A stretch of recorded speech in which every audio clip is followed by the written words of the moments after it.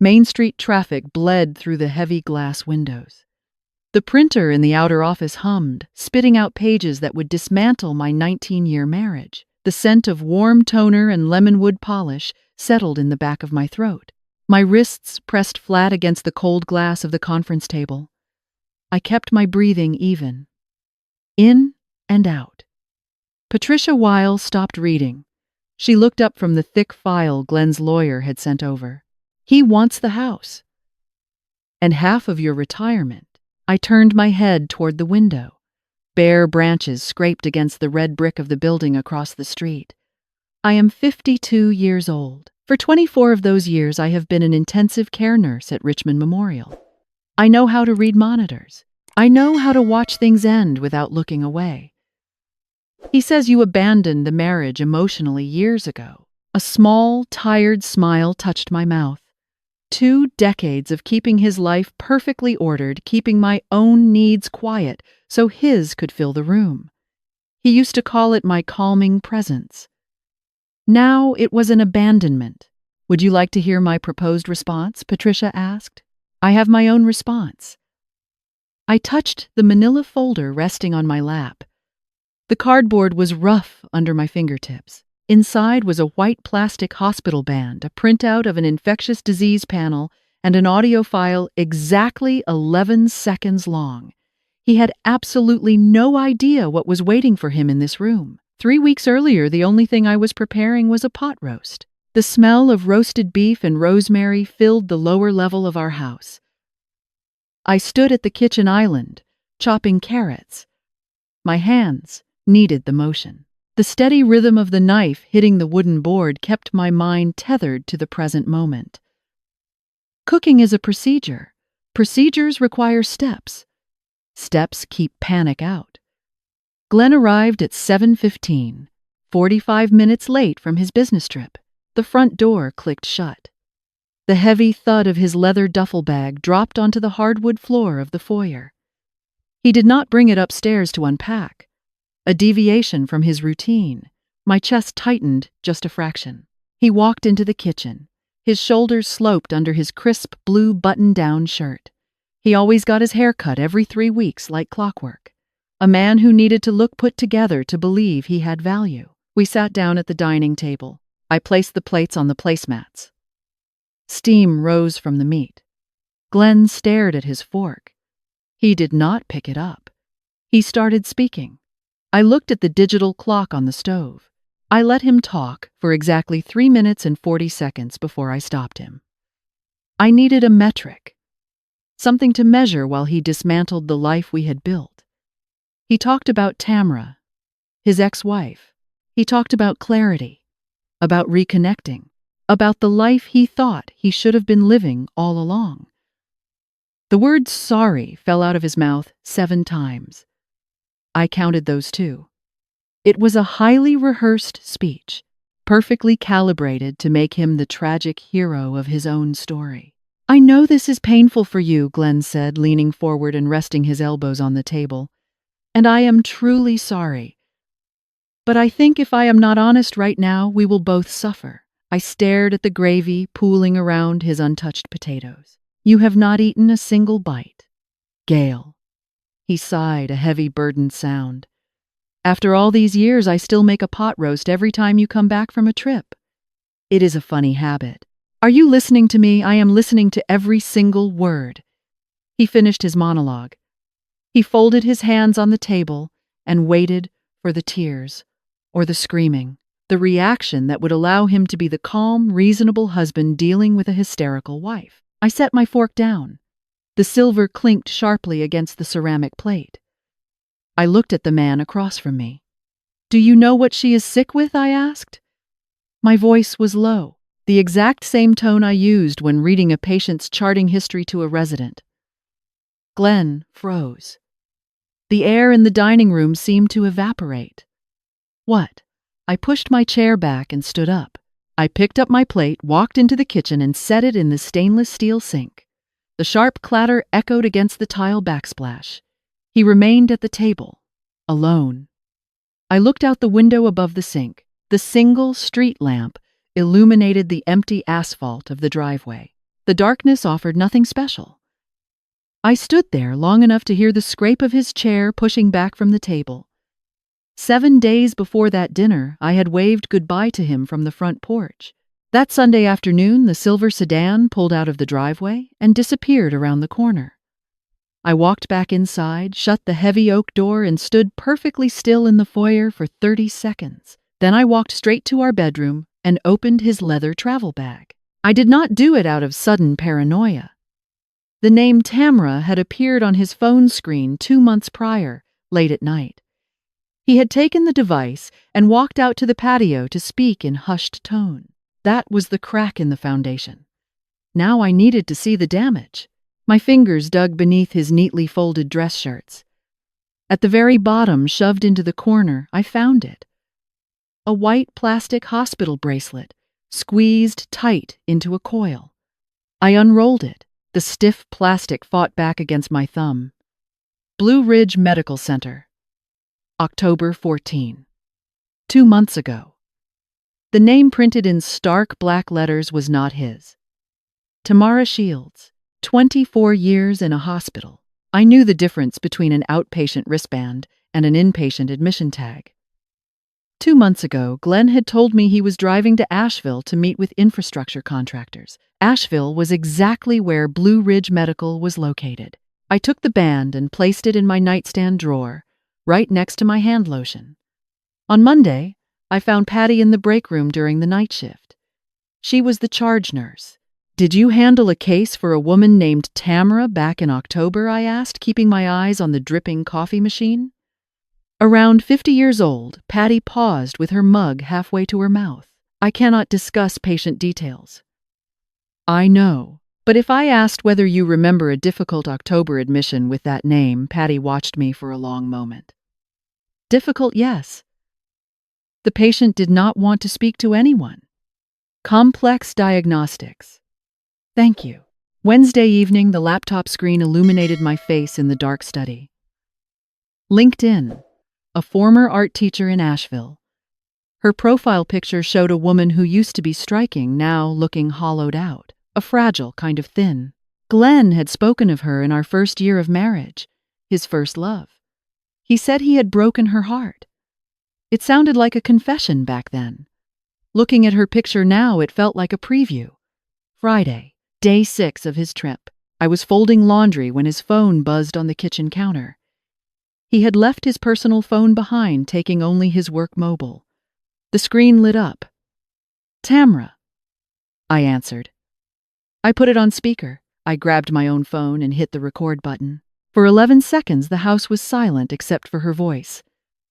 "Glenn, you need to get tested. I am so sorry I did not tell you before." The line clicked. He had picked up on his end. "Give me a second," his voice filtered through. The speakerphone disengaged as he switched to his handset. I ended my recording. I set the device down on the granite counter. Saturday morning, I sat in a private clinic across town. Not my hospital. Not a doctor I knew. The paper gown crinkled under my thighs. I requested a full infectious disease panel. Sunday morning, the results populated in my secure patient portal. Clean. I printed the single sheet of paper, folded it into quarters, and tucked it into my leather purse. That afternoon he came home. I made the pot roast. Monday morning. 6:30. The sky outside the kitchen window was the color of bruised iron. I stood by the counter in my navy blue scrubs, drinking black coffee. The bitter liquid burned the back of my throat. Footsteps sounded on the wooden stairs. Glenn appeared in the doorway. He wore wrinkled gray pajamas. His hair stuck up on one side. Judging by the dark circles under his eyes, he had spent the night on the living room sofa, staring at the ceiling. He cleared his throat. "We need to talk." I took another sip. "I have a shift at 7. Gail, please." I set my mug in the sink and pointed to the island. "There is a business card on the counter. It belongs to a lawyer. You should call them." He blinked, his eyes darting to the small white rectangle. "I also suggest you move your things to the guest room for the time being," I added, turning to grab my keys from the hook. His voice changed. The smooth, practiced tone from last night was entirely gone. You had this prepared before we even spoke. How long ago did you prepare the speech you gave me last night? Silence filled the kitchen, a thick, suffocating weight. I looked at him. This was the man I had slept beside for 19 years. The man whose shirts I ironed, whose family birthdays I remembered, whose life I had organized so perfectly that he never had to worry about the heavy lifting. I waited to see if I felt anything. Heartbreak, grief, the urge to scream. Nothing surfaced. Only a deep, bone-aching exhaustion. I picked up my car keys. The metal jingled sharply in the quiet room. I walked past him and headed for the front door. He stood completely still in the center of the kitchen, staring at the lawyer's card. For the very first time, he was realizing he had absolutely no idea who he was dealing with. The morning after I left him standing alone in the kitchen, I sat in a high-backed leather chair across from Patricia Weil. The dark leather squeaked softly as I shifted my weight. The air in her office smelled of peppermint tea and old dry paper. I opened the manila folder on my lap. I placed the items on her mahogany desk one by one. The printed timeline, the white plastic hospital bracelet, the clean infectious disease panel. Patricia looked at each item in complete silence. She picked up the plastic band and examined the printed text. You gathered all of this in 7 days, Patricia said. She set the band back down on the wood surface. I had plenty of time. She picked up her silver pen. Do you want to proceed with fault grounds? Virginia allows adultery as a strong basis. It will significantly affect his alimony claims and the asset division. I looked at the neat stack of evidence. That would mean he needs to know, I have these things? Yes. It would become part of the official record. I rubbed my thumb over my thumbnail. Then we wait. Not yet. Patricia made a note on her legal pad. She did not push or question my delay. She had practiced family law long enough to know the difference between a woman who was scared and a woman who was choosing her moment. Just let me know when you want to use the audio recording, she said quietly. That is your strongest card. I nodded. I looked at the evidence spread across the polished desk. I had collected these items the exact same way I handled a patient chart, recording the symptoms, categorizing the vital signs, arranging the data into a strict chronological sequence. But a medical chart does not ache. A chart is simply a diagnostic tool. This was my marriage spread out on a desk, reduced to dates and plastic tags. By Wednesday evening, the quiet in my house had become too thick to breathe. I grabbed my coat and drove across town to my sister's apartment. The steering wheel felt freezing under my bare hands. I parked on the street and walked up the concrete steps. I did not call ahead. Ellen opened her front door. She took one look at my face, stepped aside, and let me in without asking a single question. 10 minutes later, we were sitting at her small kitchen table. 2 glasses of dark red wine sat between us. I did not tell her a sad story. I presented the facts just as I had done with my lawyer. I told her about the wristband in the duffel bag, the name on the profile, the audio recording of the phone call, the clinic visit on Saturday morning. Ellen took a slow sip of her wine. She set the glass down. The dark liquid coated the inside of the crystal. How long have you known something was wrong? She asked. With Tamara specifically, 2 months. Ellen rested her arms on the table. With Glenn in general, I stopped. I looked at the rim of my glass. Longer. You have told me he was just stressed with work for 10 straight years, Ellen pointed out. I know. Gail. Ellen leaned forward, her voice dropping lower. You protected him from the truth about himself. For 19 years, while he was out there doing whatever he wanted. Ellen, please. Her tone softened, but she did not back down. I am not blaming you. I just want you to hear that sentence come out of your own mouth for once. A long silence stretched between us. The refrigerator hummed loudly in the corner of the small kitchen. I protected him from the truth about himself. I let that thought sit heavy in my chest. It weighed far more than I expected.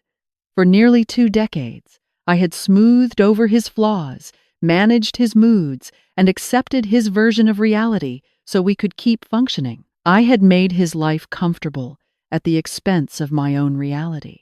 Ellen reached out and touched my wrist. "Are you going to use everything you have against him? I do not know yet. But you have it." I looked directly into my sister's eyes. "Yes, I have it." Friday night arrived, 5 days after Glenn had returned from his trip. I was propped up in bed, reading a hardcover novel. The bedroom was silent, except for the low, steady whisper of the air conditioning vent. A soft knock sounded at the doorframe. Glenn stood in the hallway. His face was entirely drained of color. He looked physically smaller than he had on Sunday. He walked in and sat down on the upholstered chair at the foot of the bed. It was the chair where I usually folded my work clothes. He did not ask for permission. 19 years of daily habit allowed him to claim space without thinking. He stared at the carpet for a long time. Then he began to speak. Tamara had just called him. She had told him everything, all of the medical details. It was not an easy confession for him to make. He started and stopped 3 different times. He kept clearing his dry throat. I sat perfectly still against the pillows and listened. This was the man who had sat across from me 5 days ago, completely confident in his narrative of a tragic, beautiful, reconnecting love. Now, for the first time in our marriage, he had absolutely no control over the story. "She said she has a condition," Glenn whispered, his voice cracking. "She has HIV. She was diagnosed 8 months ago." I did not say a word. I let the silence ring in his ears. He looked up. Real panic was tight in his eyes. "I did not know. I swear to you, Gail, I did not know when I left for the trip." "You did not know when you left. Or you did not know when you lay down in bed with her," he flinched. He looked away, staring at the blank wall. "I did not know either." "You visited her in the hospital in October," I said. My voice remained perfectly level, stating a clinical fact. His head snapped up. "That was before. Before you knew or before you wanted to know," he gripped the armrests of the chair. His knuckles turned white under the strain. "Gail, I need to know if you could have been exposed. We need to figure out if you need to be tested immediately." I carefully placed my book face down on the mattress. I pushed the heavy blankets aside and stood up. The hardwood floor was freezing against my bare feet. I walked over to my nightstand. I opened the top drawer. I reached past the bottle of hand lotion and pulled out the folded piece of paper. I walked back to the bed and dropped the paper directly onto his lap. "January 14th, I said, looking down at him. "I booked the appointment the exact same day you left. The results came back on Sunday morning, hours before you even walked through the front door." Glenn stared at the clean white paper. He read the negative result. He read the official timestamp from the clinic. Slowly, he raised his head. He looked at me as if I were a complete stranger who had broken into his house. The only sound in the room was the steady hum of the air conditioner. "You knew," he whispered. "Yes. Since when? Day 5 of your trip." He stood up. The paper trembled in his hand. "And you did not tell me." "Tell you what, Glenn?" I asked. "That your ex-wife is sick, that you should go get tested, or that I had already called Patricia Weil." A long, suffocating pause filled the space between us. He opened his mouth, but no words came out. "You knew everything," he finally said, his voice completely hollow. "And you just sat there on Sunday night. You let me talk. You waited for me to come home so you could." He stopped. He could not finish the thought. "So, I could what I asked." He had no answer. He just stared at me, his breathing shallow and fast. I looked at him, standing there in the dim bedroom light. The blinding anger I expected to feel was entirely absent. For the very first time since the day we married, I saw him with absolute, unforgiving clarity. He was not the strong, decisive husband I had convinced myself I needed. He was not the romantic hero of the grand story he told himself. He was just a 54-year-old man standing in a bedroom, completely lost in a narrative he could no longer rewrite. I had all the information. I held every single card in my hand. He was entirely defeated. But as I watched his shoulders slump toward the floor, I realized this was not a victory. It was just incredibly, deeply empty. The February ground was still frozen hard. I knelt in the front yard, turning the heavy soil around the base of the dormant rose bushes. It was an entirely unnecessary task for a Saturday afternoon, but my hands required an occupation. A car engine idled at the curb behind me. The heavy thud of a vehicle door closing echoed down the quiet suburban street. The sharp, uneven click of heels struck the stone walkway leading to my porch. I stood up and wiped the damp dirt from my gardening gloves. I recognized her instantly. Not from the professional photo on the internet. I recognized the careful, deliberate way she stepped toward me. It was the distinct posture of someone heavily rationing their physical energy. Tamra wore a tailored wool coat that hung loosely on her frame. Her makeup was meticulously applied to hide the hollows of her cheeks. But as she reached up to adjust her collar against the wind, her fingers trembled slightly. My eyes immediately dropped to her neck. The swollen lymph nodes were visible just above the edge of her silk scarf. 2 seconds was all it took for the clinical assessment to register in my brain. She stopped a few feet away. She looked directly into my eyes without a single trace of hesitation. "Is he here?" Tamara asked. "No," I replied, setting my metal trowel down on the frosted grass.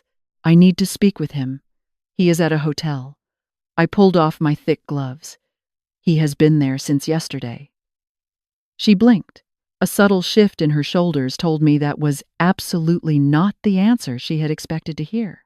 Then she lifted her chin and delivered the line she must have rehearsed for the entire drive up from North Carolina. "He was never really here anyway," Tamara said. Her voice was thin but incredibly steady. "He was with me in a way that matters far more, in a way that he and you will never have. You are just the person he lives with. I am the woman he actually remembers." The winter air settled heavily between us. I looked at her face. I did not look at her like a bitter wife facing a mistress. I looked at her the exact same way I read a difficult medical chart at the end of a very long, exhausting shift. "He visited you at Blue Ridge Medical on October 14th, I said, keeping my tone completely normal. "Is that correct?" Her breath hitched. "How do you know that? Did he tell you that his marriage to me was just an empty shell?" Tamra swallowed hard. She clutched the lapels of her coat. "That is the truth. Did he happen to tell you that in your hospital room right after you finally told him you were sick?" She did not answer. She simply stared at me, the remaining color draining rapidly from her lips. I should have felt a massive surge of victory. I did not. Tamra honestly believed he had rushed to her hospital bed because of a profound, enduring love. She did not realize he had gone to that hospital because he had absolutely no idea what else to do with his own guilt. She did not realize he had fed her the exact line she desperately needed to hear in her weakest moment. The empty shell marriage. It was the price he paid for her continued silence. We were two completely different women, tethered to the exact same man, participating in the exact same miserable play. I picked up my trowel. "He did not tell you he was staying at a hotel, did he?" For the very first time since she stepped out of her car, her carefully constructed expression completely fractured. I turned my attention back to the quiet street. "I think he is trying to process multiple things at the exact same time. He is not very good at doing that." I knelt back down and pushed the metal blade into the cold earth. Tamara stood on the stone path for several long seconds, breathing unevenly. Then the heels clicked in retreat. The car engine started and she drove away. 2 days later, the digital clock on the stove glowed bright green in the dark kitchen. 2 a.m. The refrigerator hummed, a low, constant vibration. Somewhere down the street, the faint murmur of a late television program drifted through the insulated walls. I sat alone at the kitchen table. A ceramic mug of chamomile tea sat untouched in front of me, entirely cold. I could not sleep. It had absolutely nothing to do with Glenn. I raised my hands and stared at them under the single overhead stove light. These were the hands that secured intravenous lines, charted complex medications, and monitored fading heartbeats. These were the exact same hands that prepared a pot roast every single time my husband returned from a business trip. They typed polite emails to my mother-in-law for her birthday. They sent text messages to check on his friends. They memorized the names of his corporate partners and the dietary restrictions of his boss. I had done all of those things. Not because he demanded it. I did it because that was how I organized myself into the role of a wife. I had become the invisible engine keeping everything running perfectly. The schedule, the house, the relationships, even his own emotional comfort. I had maintained the machinery so flawlessly that I had completely forgotten there was supposed to be a living, breathing person underneath it all. The woman looking back at me in the bathroom mirror on the Friday morning, he left. Who was she outside of being his wife? I had known something was wrong. Not about Tamara specifically, but I knew the foundation was rotting. I had actively chosen not to look closely because if I looked, I would have to know. If I knew, I would have to make a decision. Making a decision meant I would finally have to figure out who I actually wanted to be when I was not busy taking care of him. My mind drifted back to a patient I had lost when I was 34 years old, a woman 58. Her husband had signed a do not resuscitate order without ever asking her what she wanted. He just made the call. He assumed he knew best. Glenn never asked me either. He never asked what I needed. He never asked who I was, but I had never asked myself either. At 3 a.m, I picked up my phone. The screen cast a harsh blue light across the wooden table. I typed a text message to Ellen. I think I have wasted not just him, but myself. 3 minutes passed, in total silence. The screen lit up with her reply. I know, but you are still here. 10 seconds later, a second gray bubble appeared. What do you want to do next? I stared at the glowing letters. What I want. For the first time in nearly 2 decades, the answer did not arrive immediately. Not because my mind was empty. It just required time. Like a deep surgical cut, needing exposure to the air before the tissue can finally close. I set the phone face down on the table. I sat in the quiet kitchen and waited for the sun to rise over the backyard. By the end of the week, the silence from the hotel shifted into an entirely different strategy. Day 10. Glenn began making phone calls. He did not call me. He called the people we knew. I found out when Linda Hamilton called me on Saturday afternoon.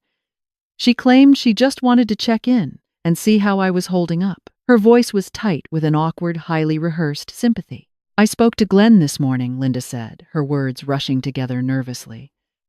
He mentioned that things have been difficult for a very long time between you two. He said you have been so distant lately that he has felt incredibly lonely in his own home for years. I gripped the edge of the granite counter. Thank you for letting me know, Linda. Did he happen to add anything else? Well, she hesitated, clearly uncomfortable with being the messenger. He just said he wishes the best for you, and that perhaps you are struggling to see reality clearly right now because of the shock. I understand. I really appreciate you reaching out to me. I disconnected the call. I placed the phone gently on the counter.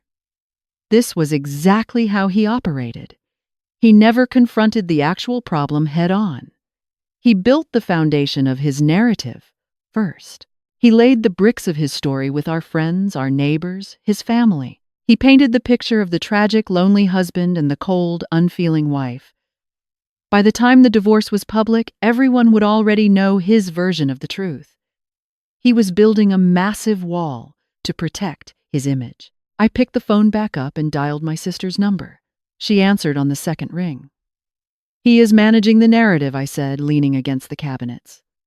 I know, Ellen replied, a hard, sharp edge in her voice. I heard from Marcy this morning. He is working his way down the entire contact list. Then we need to finish this before he finishes telling his story. A brief, heavy pause hung on the line. Are you finally ready to use everything you have? Yes. Whoever tells the story first usually wins the war. And I was done letting him speak for me. On Monday evening, I spread everything out on my sister's small dining table. 3 items rested against the dark wood: the coiled, white, plastic hospital bracelet, the printed clinic test results bearing the date of his departure, my cellular phone cued to an audio file exactly 11 seconds long. Ellen stood on the opposite side of the table. She looked at the items, then looked up at me. "What exactly do you want to do with all of this?" she asked. "I want him to sit in a room and realize exactly what he chose instead of me." Ellen crossed her arms. "That sounds like revenge." I placed my hands flat on the edge of the table. "No, it is not revenge. I just need him to see himself clearly. I have spent 19 years organizing the truth so he would not have to look at the parts of himself he did not like." I protected him from his own reflection. "I am not doing it anymore." Ellen nodded slowly. "Then we do it." It was not about winning or losing. It was about refusing to shrink my own life to make room for his fiction. Thursday morning arrived with a pale, cold sky. At 10 o'clock, I walked into the small conference room at Patricia Wiles' office. The heavy oak door clicked shut behind me. 4 people sat around the polished wooden table. 4 glasses of ice water sat sweating on small cardboard coasters. No one took a drink. The harsh white overhead lights made every detail in the room look uncomfortably sharp.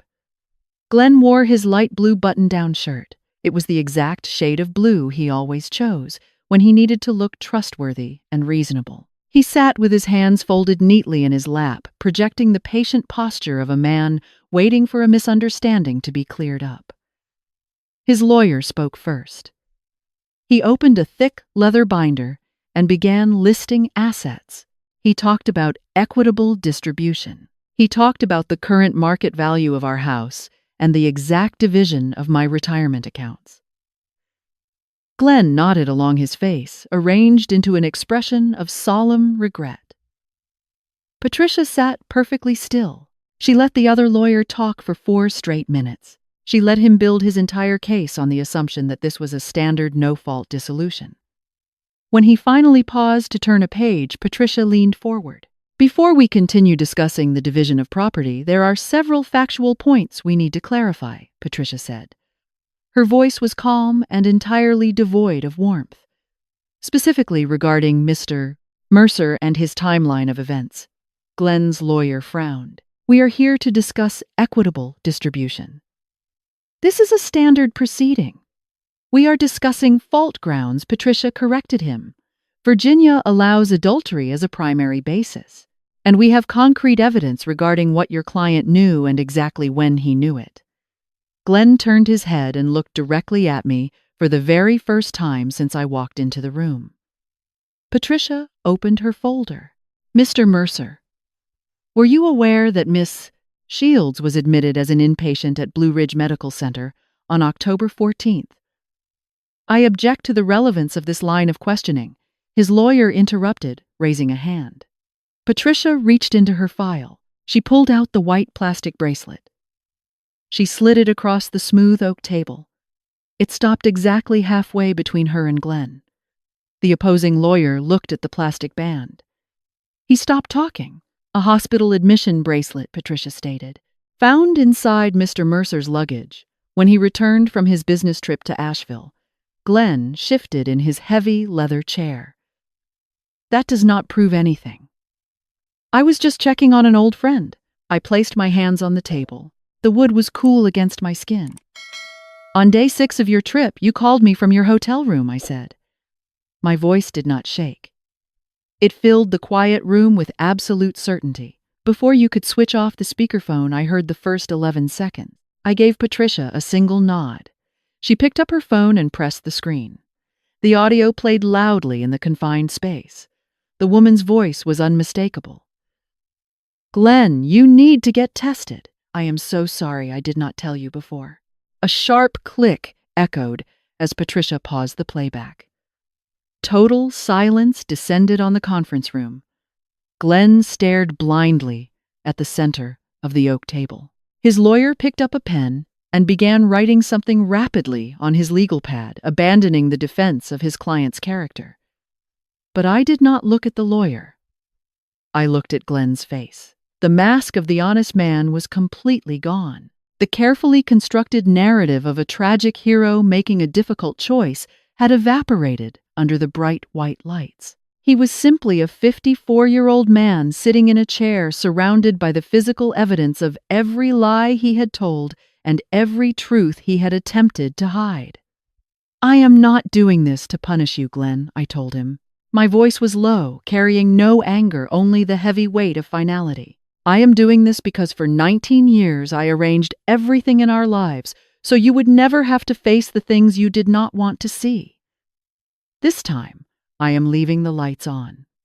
Glenn opened his mouth. He closed it again. He had absolutely nothing left to say.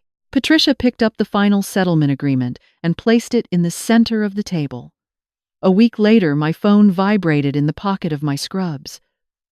I was standing at the nurse's station at Richmond Memorial Hospital. A text message from Patty glowed on the screen. "There is a woman at the front desk asking for Glenn. She does not look well." I took the elevator down to the main lobby. The automatic glass doors slid open, letting in a rush of cold air. Tamara sat on one of the vinyl waiting chairs near the pharmacy. She was not standing straight this time. She sat hunched forward, staring at the tiled floor, like someone who had walked entirely too far without water. I walked over and stood near the adjacent chair. She slowly lifted her head. "Did he sign the papers yet? He will sign them very soon," I said. Tamara looked back down at her lap. "He is not going to choose me, is he?" It was not a question. I looked at the woman sitting in front of me. 2 seconds of clinical assessment, swollen lymph nodes, extreme pallor, a posture indicating profound fatigue. I did not feel a trace of pity. I certainly did not feel anger. I felt a strange, quiet recognition, like looking at another patient at the very end of a brutal shift. We were just two people who had believed a story that was never actually true. "Whether he chooses anyone is entirely up to him," I told her quietly. "But he has never been very good at making real choices." Tamara picked at the edge of her coat sleeve. "He told me you did not need him. He said you were too strong to ever need a husband. He needed to believe that so he could justify what he was doing." Tamara closed her eyes. Her voice broke slightly. "You." I sat down on the vinyl chair next to her. The lobby filled with the sounds of a busy hospital. Paging bells ringing. Footsteps squeaking on the linoleum. Carts rolling past. "Do you have a doctor monitoring your levels back in Asheville?" I asked. Tamara opened her eyes, clearly surprised by the clinical, practical question. "Yes, I have a specialist." I stood up and smoothed the front of my scrubs. "Good." I looked down at her one last time. "Please be careful on the drive back." 3 weeks later, I sat across from Patricia Weil, the exact same position we had occupied on that first Friday morning. But this time, I felt the space around me entirely differently. Patricia placed the final document on her mahogany desk. She handed me her silver pen. I signed my name on the bottom line. Gail Mercer. The name I had carried for 19 years, I was keeping it. Not as a monument to him, but because the patients in my intensive care unit knew this name. I had built an entire career of saving lives under this name long before he ever decided to tear mine apart. "It is done," Patricia said, pulling the paper back. The terms were exactly as I demanded. The house stayed entirely with me. The retirement accounts were divided equally. Glenn accepted the fault grounds on the official record. In exchange, I agreed not to make the medical timeline a matter of public discussion. I stood up and picked up my leather purse. I thanked Patricia and walked out of the heavy glass doors. I rode the elevator down to the main floor. I walked through the lobby and pushed through the revolving doors into the parking lot. It was a Friday in late February. The air was still biting cold, but the sky was a brilliant, cloudless blue. The morning frost had melted, leaving the black asphalt wet and gleaming under the low winter sun. Everything looked sharper, brighter than it actually was. I stood next to my car. I did not feel a rush of triumphant joy. I did not feel the crushing weight of grief anymore either. The sensation spreading through my chest took me a moment to identify. It was spaciousness. After 19 years of breathing inside a tiny, carefully managed box, my lungs suddenly had room to expand fully. I had existed as his wife for so long that I had forgotten how to exist as anything else. Now, I was going to find out. My phone vibrated in my coat pocket. It was Ellen. "Is it done?" she asked, the second I answered. "Yes. It is over." "Are you okay?" I paused, watching a flock of birds scatter across the clear sky. "I do not know, but I am absolutely certain it is the right answer." Ellen breathed a sigh of relief. "Good. Do you want to get lunch? I have a free period until 1 o'clock. "Yes," I said. "I would like that." I ended the call and opened my car door. I slid into the driver's seat and pulled the seatbelt across my chest. I rested my hands on the steering wheel, the hands of a woman who knew exactly how to insert a needle, how to secure an oxygen mask, how to count a fading pulse in the dark. My hands always knew what to do in a crisis. But right now, there was no crisis. There was no emergency to manage. There was only a quiet Friday afternoon in Richmond, Virginia, and a 52-year-old woman sitting in her car taking a deep breath and deciding what she wanted to eat for lunch. I turned the key in the ignition and drove out of the parking lot. 14 months after I drove out of that parking lot, the Richmond Memorial Intensive Care Unit smelled exactly the same. Bleached cotton and industrial floor wax. I was sitting in the break room at 2 in the morning. The fluorescent lights buzzed overhead. A young cardiac nurse named Chloe sat across the small laminate table from me. She was 26 years old. She was staring down at her cellular phone, her thumb hovering over the illuminated glass. Her other hand was busy twisting her thin, silver wedding band until the skin underneath turned bright pink. "He is going to be incredibly upset," Chloe whispered. She was not really talking to me. She was talking to the blank screen. I promised him I would be home for his promotion dinner. The code blue took 3 hours. He hates eating alone. She began typing rapidly. A massive block of text. I watched her shoulders curl inward. She was making herself physically smaller in the stiff plastic chair. I knew that exact posture. It was the shape of a woman trying to fold herself into a container that was rapidly shrinking. I set my ceramic coffee mug down. I reached across the table and placed my hand lightly over her phone screen. Not hard, just enough to stop her frantic typing. Chloe looked up her eyes. "If you have to write an entire novel to apologize for saving a human life, you are not the one who should be apologizing," I told her. She swallowed hard. "I just want to keep the peace, Gail. It is just so much easier if I manage his mood before he gets resentful." I moved my hand away and leaned back in my chair. Keeping the peace usually just means you are the only one fighting a war. She stared at me, the blue light from the phone washing over her tired face. "I spent 19 years being the permanent shock absorber for a man who refused to feel any bumps in the road," I said. My voice was low and entirely even.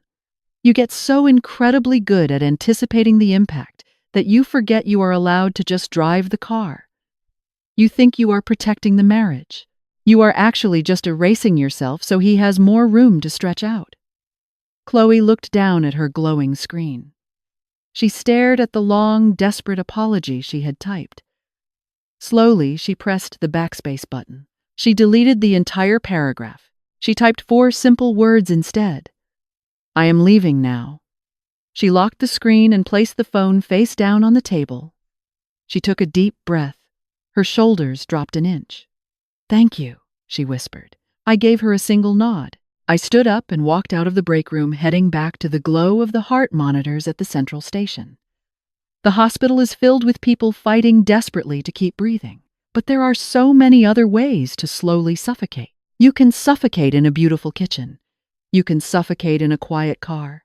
You can suffocate while cooking a pot roast for a man who does not even see you standing there. I learned how to fill my lungs again at 52 years old.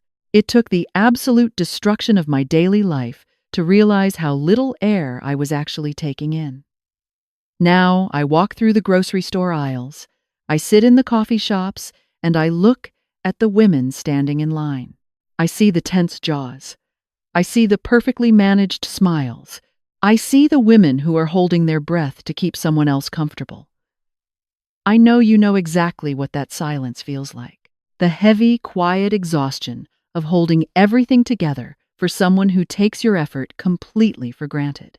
How long have you been organizing your own life around an illusion? And what is the very first thing you are going to do the day you finally decide to exhale? You know exactly what it feels like to hold your breath in your own house. You feel it in the permanent ache of your jaw from grinding your teeth while you sleep. You feel it in the tight knot between your shoulder blades when you hear his car pull into the driveway.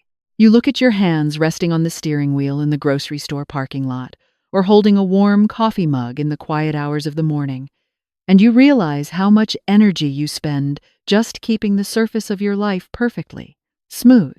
You become the ultimate shock absorber for a man who refuses to feel the bumps in the road. You learn to read his mood the second he walks through the front door. You adjust your tone.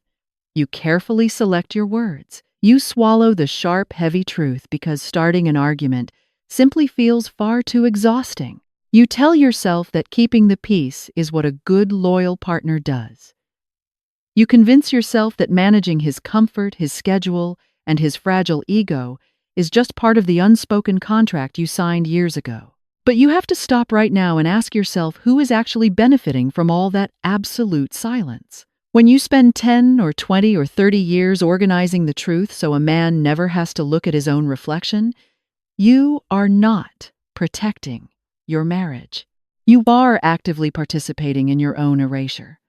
You are shrinking your entire physical and emotional existence to fit into a tiny space that he dictates.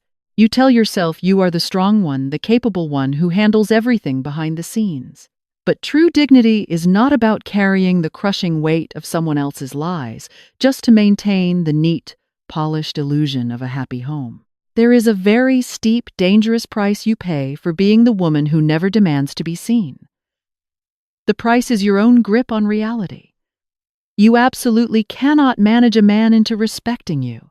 You cannot fix a rotting foundation by simply putting down a nicer rug and pretending you do not hear the floorboards breaking beneath your feet every single time you walk across the room. If you have to constantly filter your words, hide your fundamental needs, and accept a completely false narrative just to keep a man from walking away, he has already left you.